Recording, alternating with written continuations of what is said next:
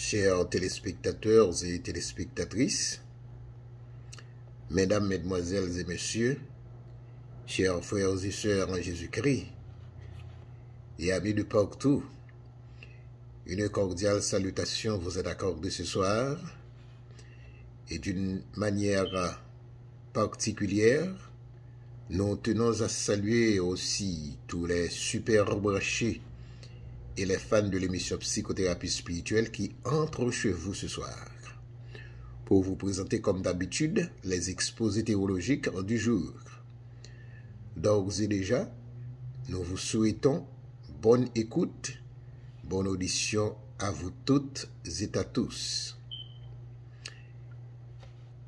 L'axe scripturaire du jour, c'est le psaume 116, versets 1 à 19.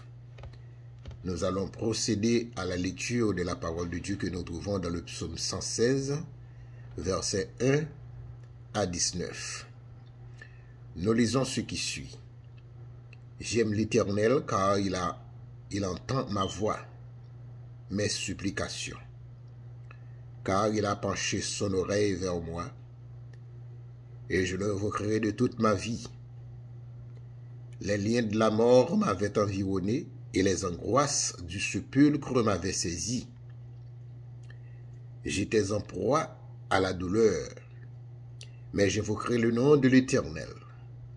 Ô Éternel, sauve mon âme. L'Éternel est miséricordieux et juste. Notre Dieu est plein de compassion. L'Éternel garde les simples. J'étais malheureux, et il m'a sauvé. Mon âme retourne à ton repos, car l'Éternel t'a fait du bien. Oui, tu as délivré mon âme de la mort, mes yeux des larmes, mes pieds de la chute. Je marcherai devant l'Éternel sur la terre des vivants. J'avais confiance lorsque je disais, je suis bien malheureux. Je disais dans mon angoisse, tout homme est trompeur. Comment rendrai-je à l'Éternel tous ses bienfaits envers moi? J'élèverai la coupe des délivrances et j'invoquerai le nom de l'Éternel. J'accomplirai mes vœux envers l'Éternel en présence de tout son peuple. Elle a du prix aux yeux de l'Éternel, la mort de ceux qui l'aiment. Écoute-moi, ô Éternel, car je suis ton serviteur, fils de ta servante. Tu as délivré mes liens. Je t'offrirai un sacrifice d'action de grâce, et j'invoquerai le nom de l'Éternel. J'accomplirai mes vœux envers l'Éternel, en présence de tout son peuple, dans les parvis de la maison de l'Éternel, au milieu de toi, Jérusalem, louez l'Éternel. Prions Dieu. Père Saint, dans le nom de Jésus, nous t'approchons ce soir pour implorer ta grandeur, ta magnificence, pour te remercier de ce que tu nous as gardé toujours en vie. Tu nous as permis de passer une bonne journée sous ta protection divine. Nous étions en adoration à l'église aujourd'hui et nous t'avons donné gloire. Nous te disons merci Seigneur. Et jusqu'à cette dernière seconde, nous sommes toujours en train de te louer, de t'adorer pour donner gloire à toi seul, car toi seul le mérites. Voici une lecture que nous venons de faire. Nous ne savons rien de ce que nous avons lu. Mais toi, tu connais ta parole. Nous te demandons de réveiller ton Saint-Esprit en nous, afin qu'il puisse nous conduire dans le droit chemin. Il mettra sa parole dans notre bouche, et que nous pouvons parler selon ta grandeur. Sois avec nous, Père. Bénis ton peuple qui écoute maintenant, mais qui va écouter et auditionner, Seigneur, ces paroles à travers, Seigneur, cette vidéo. Nous te demandons de les bénir, de les sanctifier, d'ouvrir leurs yeux afin qu'ils puissent être en mesure pour comprendre le sens de ta parole et pour rester et demeurer dans ta parole. Ton serviteur qui prie, je ne suis pas juste, mais je t'en prie parce que tu m'as fait grâce. Bénis ta parole. Nous t'en prions ainsi dans le nom de Jésus notre Sauveur. À lui seul la gloire, la puissance, au siècle des siècles. Amen. Une fois de plus, frères et sœurs, nous vous saluons une fois de plus dans le nom de Jésus. À travers notre Kérig du jour, nous avons un thème à développer. C'est la reconnaissance du serviteur ou de la servante de Dieu. Veuillez m'excuser. En latin, recognoscere. Recognoscere. En latin, pour le mot reconnaissance, qui veut dire connaissance de ou reconnaître quelqu'un et autres définitions, etc. C'est un tas de définitions, une quantité de définitions. Pour le mot reconnaissance. L'objectif de l'exposé du jour s'intitule comme ça. Il est dignement obligatoire d'être reconnaissant envers le Seigneur. C'est aussi notre devoir d'aider les autres à en être. Il est dignement obligatoire à chaque chrétien en particulier d'être reconnaissant envers le Seigneur. Et ensuite, c'est un devoir pour nous d'aider les autres à en être. Voici la synthèse du jour de ce soir. Nous allons constater ensemble la reconnaissance du serviteur ou de la servante de Dieu. Deuxièmement, la reconnaissance par définition est un sentiment qui incite à se considérer comme redevable envers la personne de qui on a reçu un bienfait. Le contexte du psaume 116 est un cantique d'action de grâce composé par David qui se trouvait en face de la mort, qui poursuivait par Saül et Absalom son fils. Le psaume 116 est divisé en deux grandes parties principales.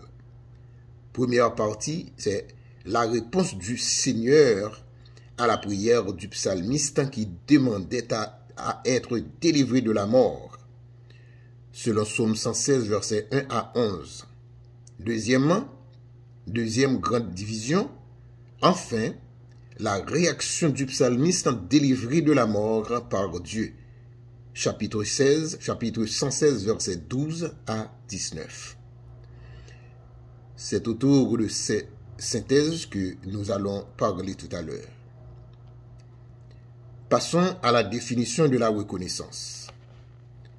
Comme je vous l'ai dit tout à l'heure, il existe plusieurs définitions pour ce terme. Mais d'après le terme du jour, la reconnaissance est un sentiment qui incite à se considérer comme redevable envers la personne de qui on a reçu un bienfait. Son synonyme est gratitude et son contraire est ingratitude. C'est très facile. Il y a beaucoup de citations concernant le mot reconnaissance. Mais je vais vous citer quelques citations. La reconnaissance est la mémoire du cœur, dit un dicton. Deuxièmement,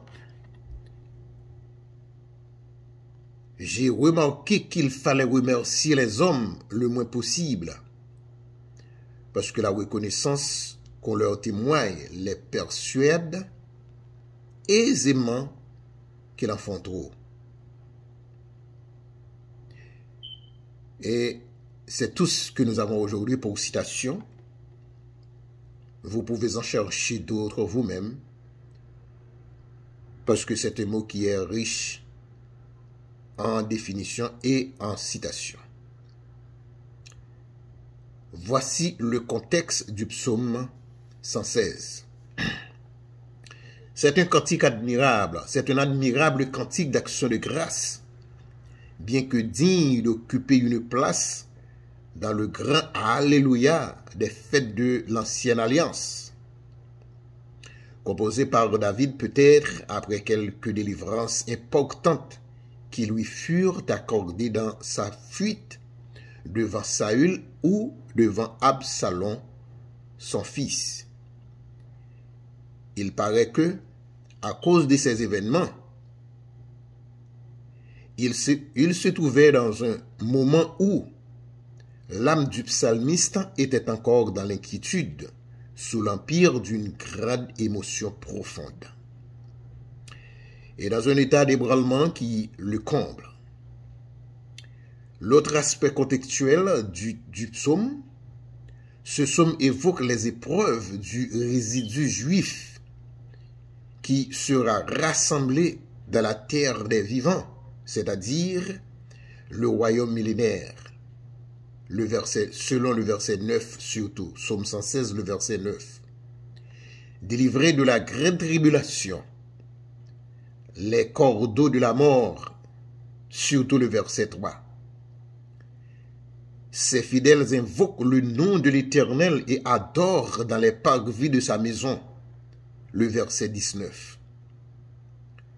Ô toi qui brisa les chaînes, qui brisa nos chaînes, les paroles d'une mélodie chantée au Tout-Puissant Sauveur. Exprimons-nous dans un cantique. Exprimons-nous dans un cantique ce qui se rapproche du verset 16. Tu as délié mes liens. Quelle joie pour nous, les rachetés du Seigneur, d'avoir été délivrés du pouvoir des ténèbres. Si vous lisez Colossiens le chapitre 1, le verset 13. Christ nous a donné une place dans la liberté en nous affranchissant de l'esclavage du péché et de la mort. Galates chapitre 5, verset 1. N'attend-il pas, mes frères et sœurs, que jaillissent de nos cœurs ces sacrifices de l'orange, c'est-à-dire le fruit des lèvres qui confessent son nom devant le Seigneur. Hébreux le chapitre 13, le verset 15.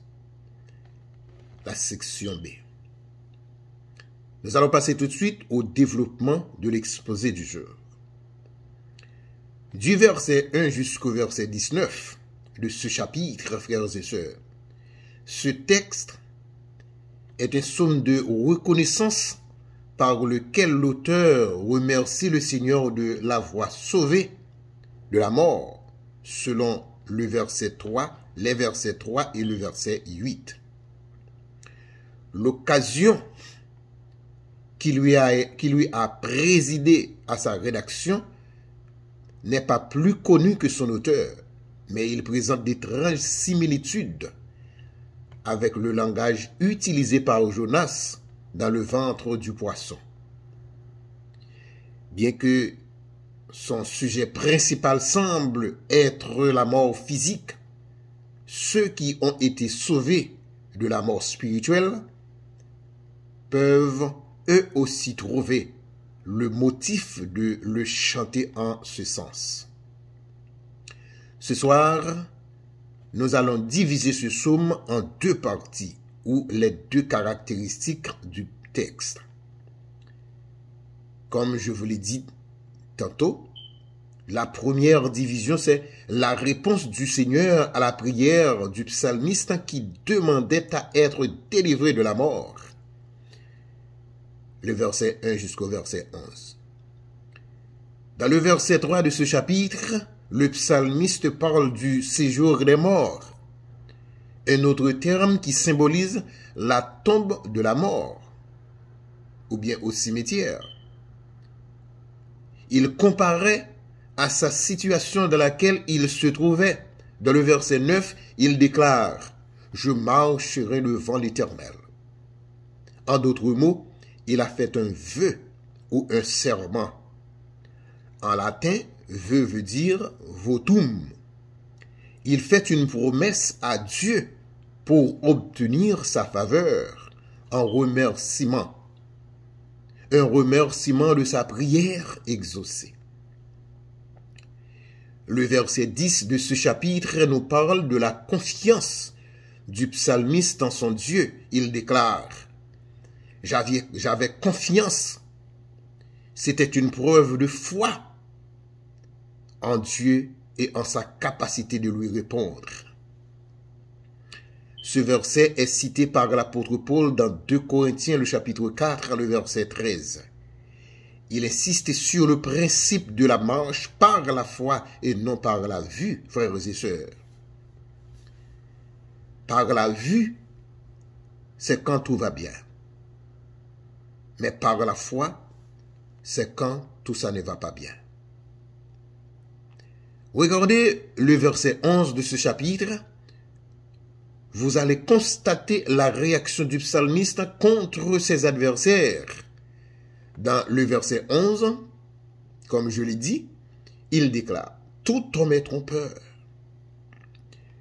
Le psalmiste réagit ici soit contre les calomnies de ses accusateurs, soit contre ceux qui prétendent pouvoir le délivrer, mais ne passaient pas aux actes. Il a déclaré « Tout homme est trompeur ». C'était la réponse du psalmiste, c'était la réponse du Seigneur à la prière du psalmiste qui demandait à être délivré de la mort. Les versets 1 à 11 de ce chapitre. Nous allons passer à la deuxième division de ce chapitre. C'est la réaction du psalmiste délivré de la mort par Dieu. Personne ne pouvait délivrer le psalmiste de la mort si ce n'était que Dieu. Le verset 12 jusqu'au verset 19. Dans notre pays humilié maintenant, il fut un temps. Un président de ce pays fit connaître à la nation la reconnaissance était une lâcheté. Je pense que vous me suivez de cette illustration. Je reprends, dans notre pays humilié maintenant, il fut un temps, un président de ce pays fit connaître à la nation la reconnaissance était une lâcheté. Quelle aberration, quelle déclaration insolente de la part le chef principal d'un pays. Quelle erreur commise? Eh bien, d'après ce que nous venons de savoir, ce que nous venons de voir en matière de définition de ce mot, c'est le contraire. La reconnaissance est un sentiment qui incite à considérer comme redevable envers la personne de qui on a reçu un bienfait. Ou bien la reconnaissance est la mémoire du cœur et autres. Ensuite, comme dit le dicton, la reconnaissance est la mémoire du cœur, etc. Mais pas ici la lâcheté, comme a dit le mal compris. C'est une erreur grave. Vous pouvez constater ici la déclaration du psalmiste dans le verset 12. Comment rendrai-je à l'Éternel pour tous ses bienfaits envers moi? Dieu n'a rien besoin de ses créatures. Par conséquent, sa miséricorde et sa grâce sont entièrement gratuites et suffisantes. Le psalmiste en décrit ici donc les seuls dons possibles à Dieu sont l'obéissance et la reconnaissance envers lui. C'est tout et puis point barre. Le verset 13 va être la réponse du verset 12. Écoutez la déclaration du psalmiste. J'élèverai la coupe de délivrance pour invoquer le nom de l'Éternel. Bien sûr, c'est le seul passage dans l'Ancien Testament où cette expression apparaît.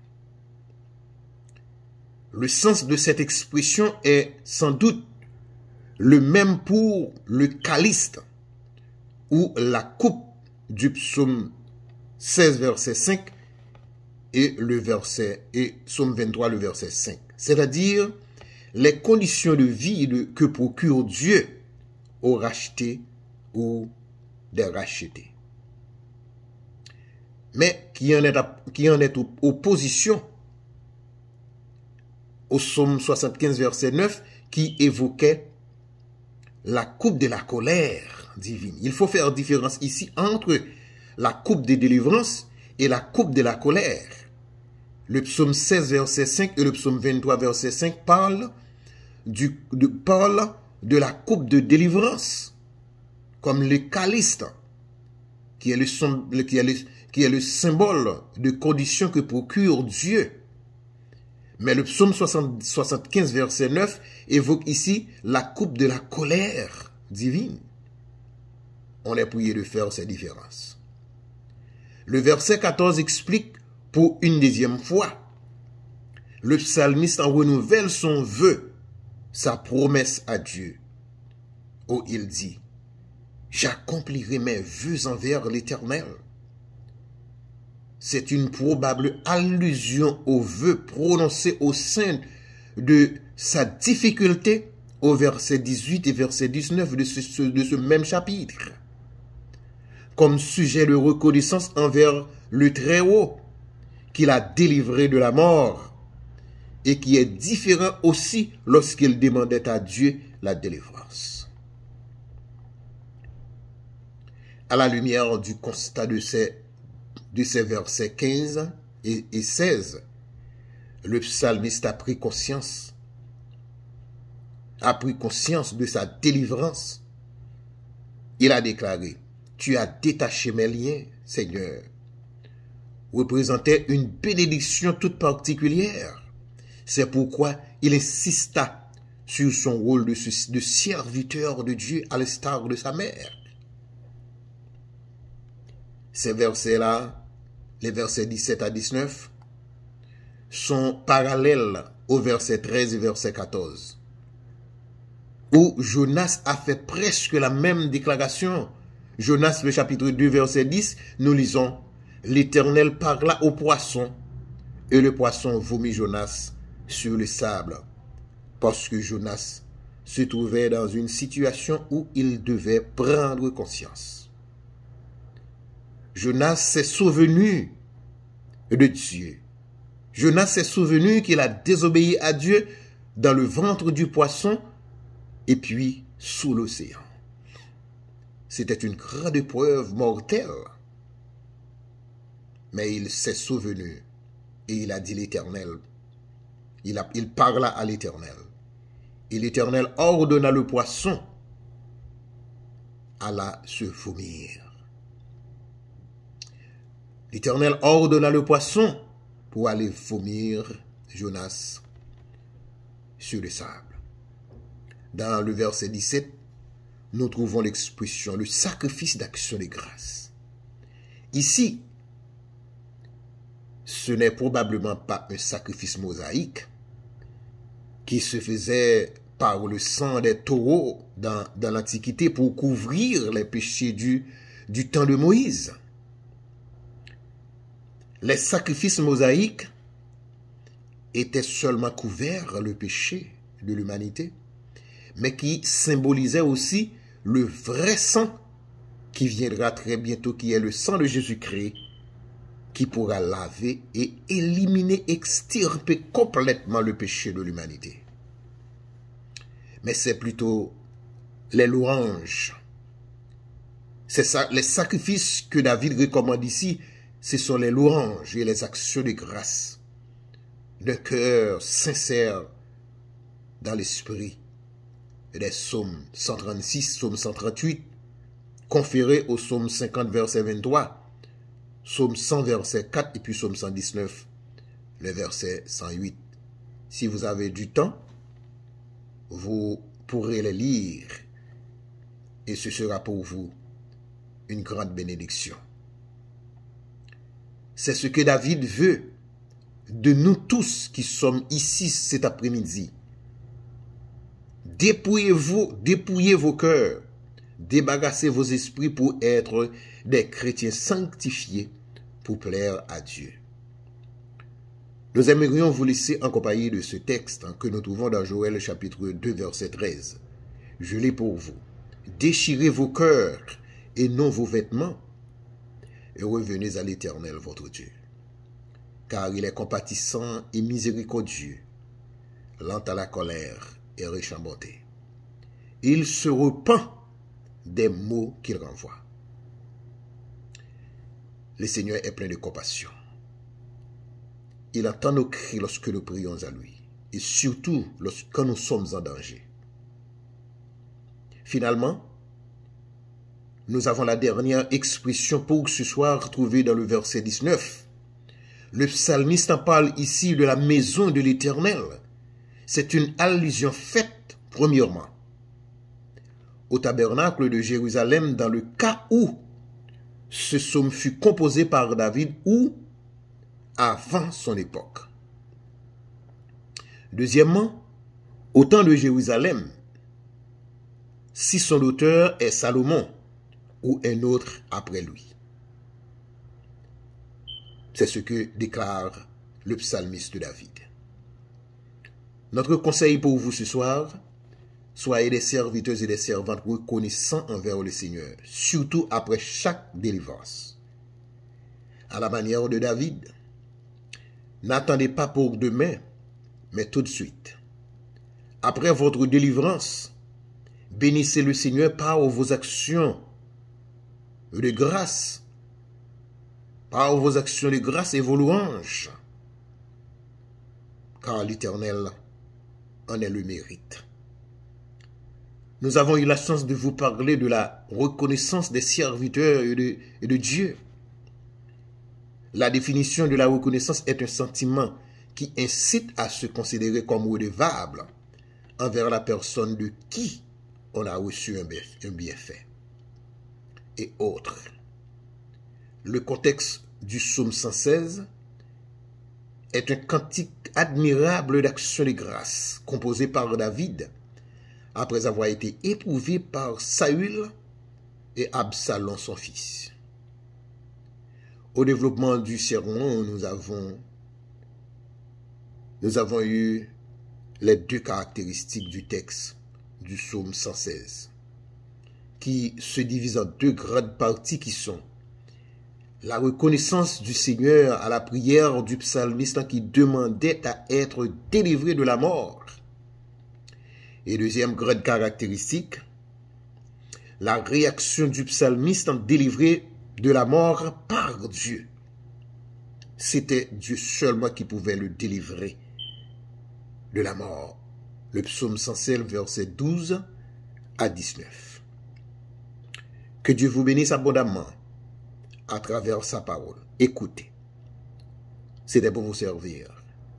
Ignacio Mérilien qui vous a dit au revoir et à très bientôt. Merci, nous vous aimons tant. Que le Seigneur vous bénisse. À la prochaine.